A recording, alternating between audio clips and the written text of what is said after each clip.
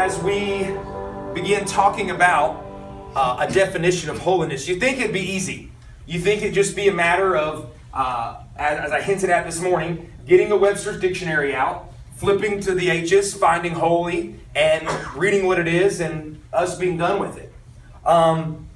It's not as simple as that. Especially as I began studying this week, I found out, oh wow, this is not near as simple as just writing down a definition.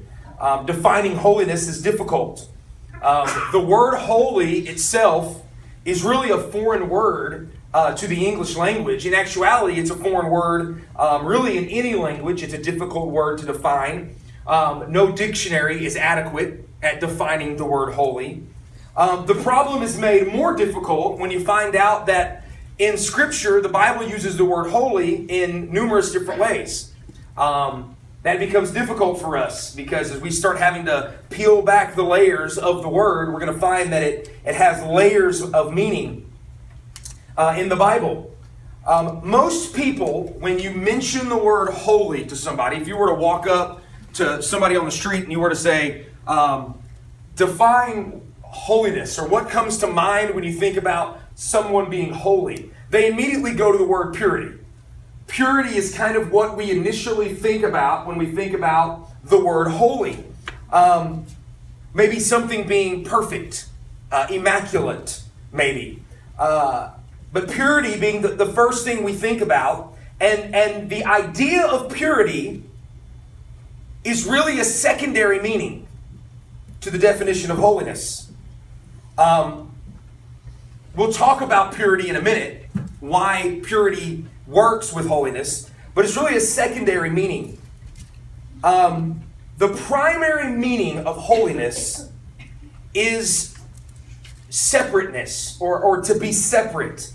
It comes from an ancient word which means to cut or to separate. So the word holy means to separate. It comes from an ancient word meaning to cut or to separate. So in our contemporary language, we could say cut apart. To cut something, you have something to cut something and move it apart. Or maybe more accurately, a cut above. A cut above something. When we reference that, we're talking about something being greater. So God's holiness carries with it the idea of separateness. That's the first layer that we need to understand about this word holy. It carries the idea of separateness. God being separate from everything else. But God's holiness is more than separateness. His holiness is also transcendent. Now the word transcendence literally means to climb across. It is defined like this: exceeding usual limits. So, we have separateness as a layer of holiness. Then we have this idea of transcendence. The word transcendent literally meaning to climb across, defined by exceeding usual limits. So if this is the limit of something, to transcend that is to go above the usual limit. All right? An example would be when you have a runner, the 4-minute mile, for instance. The 4-minute mile, for a long time, everyone thought no one will break the 4-minute mile. Scientists would say if somebody broke the 4-minute mile, they could die. Their heart would literally stop. So to exceed the 4-minute limit, in order to exceed that, you'd have to be transcendent. You would have to do something in a well, now all the world records are under 4 minutes. We found out that our hearts won't explode. Now, my heart would explode, but we can train to make sure that our hearts don't explode. To be transcendent is to rise above something. To go above and beyond a certain limit. So when we speak about the transcendence of God, what we are talking about is the sense in which God is above and beyond us. So we as human beings have a limit to who we are. God is transcendent to that limit. So He is above and beyond us. He is supreme. He is absolute greatness. So, when we're talking about the holiness of God, we're talking primarily that God is transcendently separate. There may be other human beings who separate themselves from the rest of humanity. What God does is God separates himself from humanity entirely. There is a transcendent separateness to God. So one layer is this idea of separateness. But it's not just being separate. It's being transcendently separate. Above, beyond, greater, supreme than anything else. God is so far and beyond and above us that it seems that his holiness is completely foreign to us. I mean, when we start trying to think about and comprehend the holiness of God, at some point we completely lose the words to even express. We would try to use the words. We're trying to use separateness and transcendence. But I promise you, if this transcendent separateness was in our presence right now, we would have a tough time describing what was going on. Another layer of what it means to be holy is to be completely other, to be different in a special way. I think that's an understatement when it comes to God. God is definitely different in a special way, completely other than us. This basic meaning, this part of the holiness, is used to describe earthly things at times. Here are a few things in the Bible that God speaks about as being holy. Holy ground, right? Take your shoes off, for you're standing on holy ground. Holy Sabbath, right? From sundown on Friday to sundown on Saturday was the holy Sabbath. We also have holy linen coat, holy house, holy tithe, holy bread, holy nation, holy field, not Evander Holyfield, a holy field, holy word, holy ones. Now, that word being used to describe earthly things is there to show us that God speaks of things that are earthly as being holy. And in every instance that we just use, it has nothing to do with moral quality. In other words, it has nothing to do with purity. God wasn't saying, take your shoes off because this land is purer than the land you're standing on now. No. This day, Saturday, that day is way more pure than Friday. No. In fact, when God speaks of earthly things this way, they are holy because they have been set apart, made other, in a special way to be used as holy, to be used as pure. In other words, there's nothing about Saturday that makes Saturday pure. But we're going to make Saturday holy, which was the Sabbath. We're going to make Saturday holy. We're going to separate it. We're going to make it other. And then what we're going to do with this Saturday is we are then going to treat this day differently than we treat the rest. Therefore, it is holy. It is other than the 6 other days. Does that make sense? It is other. These things are holy because they are set apart as other in a special way. The things are not holy in themselves. To be holy, they have to be separated, consecrated, sanctified by God. They become other because of God, not because of the object itself. There was nothing about the holy linen coat. There's nothing about the linen coat that makes itself holy. God sets that coat aside, and therefore He makes it holy. God is the only one who is holy in Himself. There is no other that is holy in Himself. And there never will be anything or anyone that is holy in himself or itself. So, because God is the only one who is holy in himself, he is the only one who can sanctify something or somebody. As we saw last week, when Isaiah saw the Lord high and lifted up, he cried out, "Woe is me. I'm a man of unclean lips. I live in a land of people of unclean lips." And the Holy One is able to make Isaiah holy. Isaiah doesn't become holy by his performance. He becomes holy because God sets him apart. Does that make sense? God is the only one. So we have separateness, transcendent separateness, and then we have holiness being completely other. Whatever is holy carries a peculiar character or otherness. It is special. These are all very important, and these are all going to be laid out for us in weeks to come in more and more depth. So, we've got separateness, we've got transcendence, we got otherness. Now, where does the purity come from? When things are made holy by God, when they are set apart to be used in a pure way. All right? So in other words, this day, this Sabbath day, we're going to keep it holy. We're going to make it holy. God has set it apart, meaning we are going to use Saturday in a pure way. We're going to use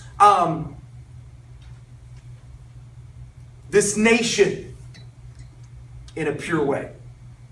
So when things are made holy, when they're set apart to be used in a pure way. So, moral purity, God is morally pure by his character, correct? He is morally pure by his character. But everything else is set apart to be used in a holy way or to become morally pure. In other words, God, that's just his character. But what God does is he separates something, he pushes something aside, he makes something completely other, so that that day, that thing, that nation, that people can become morally pure. They're not set apart because they're morally pure. They're set apart to then become morally pure. You see the difference? God does not look take the nation of Israel, for instance. God did not say, man, this nation of Israel is going to be so morally pure, I'm going to choose them to be my holy nation. Not at all. God did not look at us. By the way, we're called the holy nation. We read that today. Jordan read it in church this morning. We are called the holy nation. The same words used because we're the true Israel. God did not look at you and say, I'm going to choose you for salvation because of your character. No, he chooses you, sets you apart, makes you separate, makes you other, so that you can become morally pure. So, moral purity is a part of this holiness thing. It's not excluded from holiness. It is a part of holiness, but it is not the full definition of holiness. So the fact that we would say, well, what is holiness? And then we immediately go to purity. Let's not do that anymore. All right? Purity is a part of the definition of holiness, but we've got separate, we've got transcendent, we've got other, and we've got purity. All right? Those four things are vitally important to understand when we're talking about the word holy. Now, another difficulty arises. Holiness is not an attribute of God. What? Holiness is not an attribute of God. When we talk about an attribute of God, if I were to say, give me an attribute of God, one of the first things that we'd probably say is love. Right? We'd say, God is love. Okay, that's an attribute of God. God is merciful. God is gracious. God is kind. God has justice. We can talk about the justice of God. Those are all attributes of God. When it comes to God's holiness, we do not separate holiness as if it is its own attribute. Holiness is so linked to the deity of God that holiness is a part of every attribute. So God isn't just love, He is holy love. He isn't just merciful, He is holy merciful. He doesn't just have justice, He has holy justice. Does that make sense? We don't say that God has loving justice. We don't say that God, we separate those attributes out, don't we? We separate them out. So we have these individual attributes of God. Holiness, like, sits above, it's so part of His deity that we don't take holiness and create one attribute as if holiness is its own attribute. The holiness of God is so linked to the deity that every attribute is filtered through holiness. Does that make sense? Yeah. So every attribute of God is holy. All right, that's very important. It's synonymous with His deity. Anytime we talk about any attribute of God, it is perfectly right to say that that attribute is a holy attribute. So it reminds us that His love is holy love. His justice is holy justice. His mercy is holy mercy. So that's kind of part of what I want to talk about tonight. But there's this other part I want to talk about. There was a man by the name of Rudolf Otto. He attempted to study the holy in a scientific way. He set out to scientifically study how people react, respond emotionally, intellectually to the holy. So he began doing these studies, and he found that people have a very hard time describing holy. As we just said a while ago, it's difficult to describe.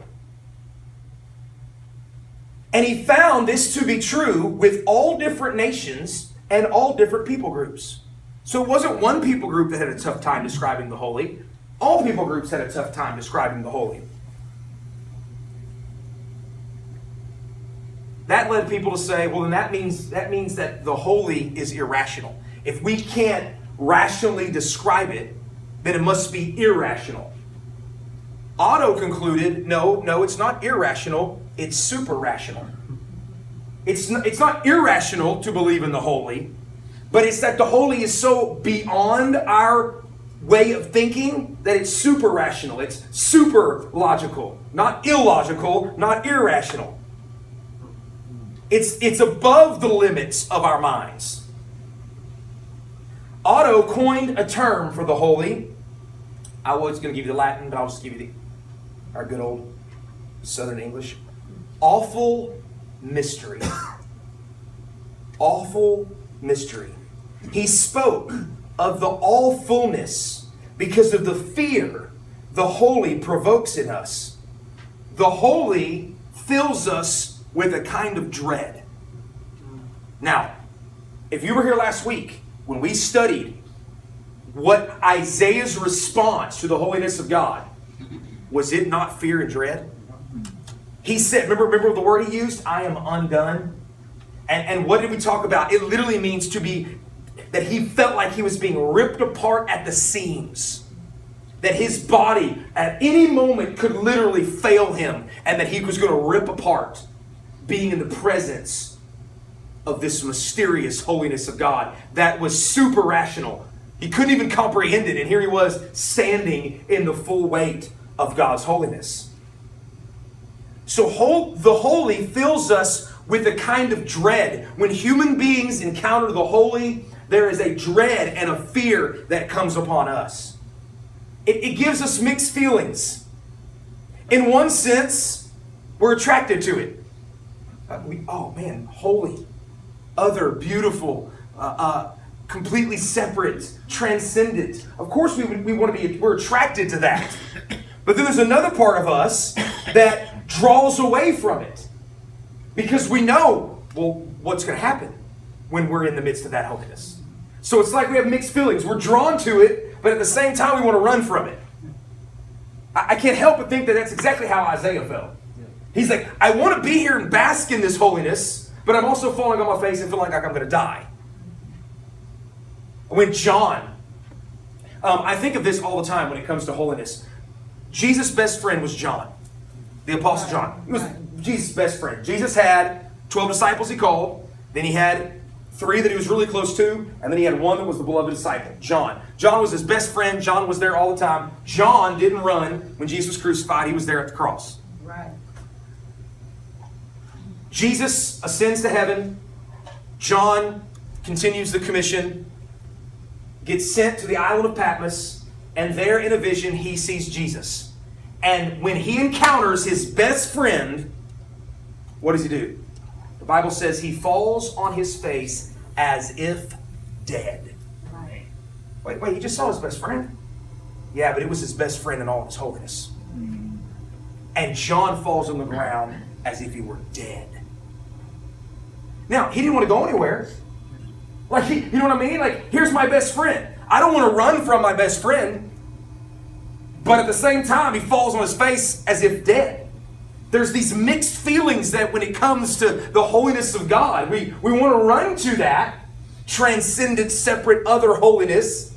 But we're also fearful. We have this dread. And that's why Otto coined that phrase, awful mystery. Something draws us towards it, while at the same time we want to run away. And we can't decide which one we want to do. It's like a child. How many of you have ever had a kid ask you, tell me a scary story, tell me a scary story, right? They get all excited about the scary story until the scary story gets scary enough and they tell you to stop, right? Right. Like if you're really good at telling scary stories, the kids always start off all excited. They end up crying at the end. When we were at kids camp, this was probably, this was mean. This was probably 5 years ago, 6 years ago. And there were 3 stories to the place that we were staying. And we were allowed on the first 2. And so the kids all week were asking us, well, why can't we get on why can we not be on the 3rd floor? Why can we not be on the 3rd floor? And finally, I just got so tired of them just pestering me. And I told the boys, I said, well, guys, I said, because one year there was a kid on the 3rd floor who never made it home from camp that year. And of course, they're looking at me. Well, then they really started to want to know the story, right? They're like, well tell us the story. Tell us what happened. And I was like, guys, not only will I tell you what happened, you want me to take you up there tonight? And boy, they're all like, I mean, all these guys, you know, they're like 4th, 5th, and 6th graders. They're all acting tough. They're like, yeah, let's do it. Well, yeah, I want to go up there. So they're all acting tough and brave. So we make our trek up. By the time we get, so there's a big porch that you have to walk on before you get to the actual door to go in the 3rd floor. All the guys start. By the time we get to the porch, there's only 3 guys left. I mean, they didn't even make it up to the 3rd floor. Then by the time we get inside, only 1 boy actually goes inside. And I think it was Greg Seacrest, actually. He was the only kid that went inside. And so we told Greg, we're like, Greg, honestly, nothing happened. And I was like, Greg, you want to get in on this with us? And they're like, sure. So we leave one of the adults on the 3rd floor. And we tell Greg to come running back inside and just be all upset. And so he comes running in, he jumps on his bed, he puts his pillow over his head, and they're all like, oh, what happened? What happened? What happened? He's like, I don't want to talk about it. He just plays it up, and I come in, I'm like, guys, you know, y'all just need to leave Greg alone. He's been through something real traumatic. Well, that person that was on the 3rd floor, there were stairs that lead to the 2nd floor, but that door was locked where you could open up and get into our floor. And right as I was saying, you know, it was very traumatic. It was really scary and stuff. They bang on that door, and I mean immediately 3 kids, and they just start crying. Oh, they were so upset. Oh my goodness, they got over it real quick. But I remember being a 4th, 5th, 6th grade boy, and I remember being in that like where you want to be scared, but you at the same time you're like, yeah, let's go up there. And the same time, like, no, I don't want to go up there. But yeah, I do. No, oh no, I don't. Come on. That's kind of the only illustration I can think of to really express kind of that tension of like you want it, but you don't want it at the same time, and you don't know which one you want. Tell me the scary story until it gets so scary that it freaks me out. It scares me too much. We're kind of drawn to this holiness, but at the same time, we're backing away from it. Holiness is, in fact, an awful mystery. This is certainly true when it's applied to God. The mysterious character of a holy God is contained in the Latin word Augustus. Now, you probably are familiar with the word Augustus, but you're probably familiar with it as a title. Caesar Augustus. Augustus was not his name. It was a title. It was a title that was given to Caesar, and the Christians had a very, very tough time calling Caesar Augustus. And the reason why is because Augustus was a title that carried with it this kind of awe, this kind of fear, this kind of dread. And the Christians were like, wait, we're not going to give this title to Caesar. This is only a word that should be used to describe God, not a man. And of course, we know that the Roman emperors carried the weight of deity to the people and demanded that you worship them as such. So to be Augustus is to be awe-inspiring, or to be awful. Not awful, awful. And in the ultimate sense, only God is Augustus. And that title should only go to him. Do you see? You see, when we start talking about this, it kind of, at least for me, it kind of makes me uneasy a little bit. Because I'm like, okay, how do I describe this? And then if this is the way it is, I'm kind of uncomfortable with God being awful and God making me feel dreadful and making me feel afraid. But isn't that exactly, shouldn't human beings, when encountering the holiness of God, should we not have this kind of tough time with it? Mm-hmm. I mean, holiness is a doctrine, guys, that really, you just don't hear people talking about God's holiness. We'd much rather talk about God's love.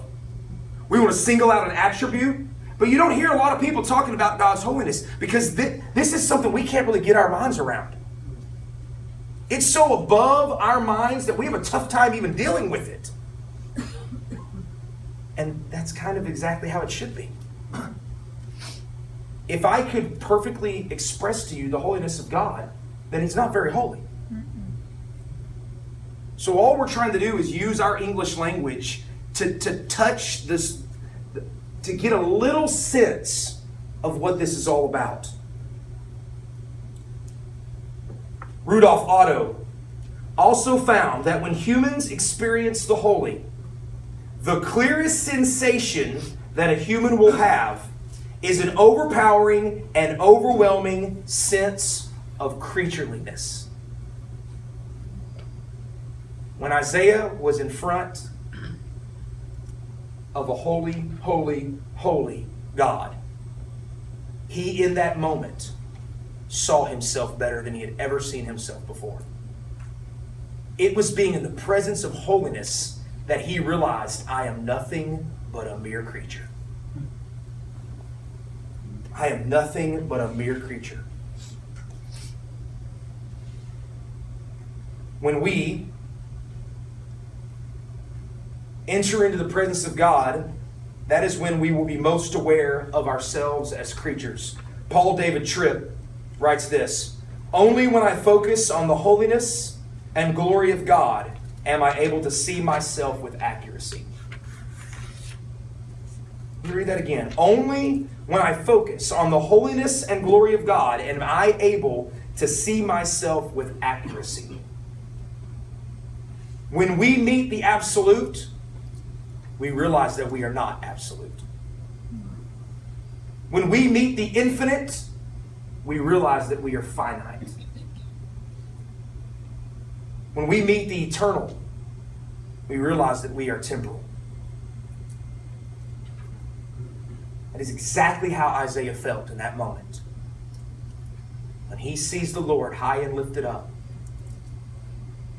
and His glory is filling the temple, in that moment he realized everything that he wasn't.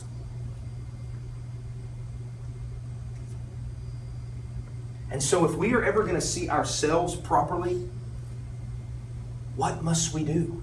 We must focus on the holiness of God. That is why all of us are called to be theologians. Every church member should be a theologian, one who studies God, because it is in studying God that you will find out most about yourself.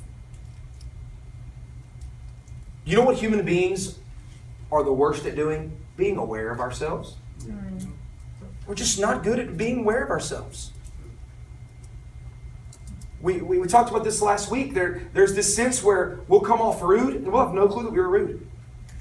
And someone later will be like, you really hurt my feelings. And we're like, oh, I didn't know I hurt your feelings. It's because you weren't aware of yourself. You weren't aware of the way you were coming across. You weren't aware of your attitude. And we can talk about how we are aware of our sinfulness, but are we really aware of our sinfulness? No. We will become more aware of it as we encounter the holiness of God. But when we do, it will be very, very emotional for us. A.W. Tozer wrote this in regards to meeting God's holiness. Such an experience cannot be but emotionally violent. Listen to that. When encountering the holiness of God, when dealing with what God says about His holiness, and then us praying that His holiness will be revealed to us and manifested to us, and we will really get a larger picture of God's holiness, you need to be ready, because what is going to happen, according to A.W. Tozer, is that you can't have an experience with the holiness of God and it not be emotionally violent. It's going to wreck you. And I look at my life and I just wonder, how often do I encounter the holy? How often do I spend enough time in prayer that I'm encountering God? And does it wreck me?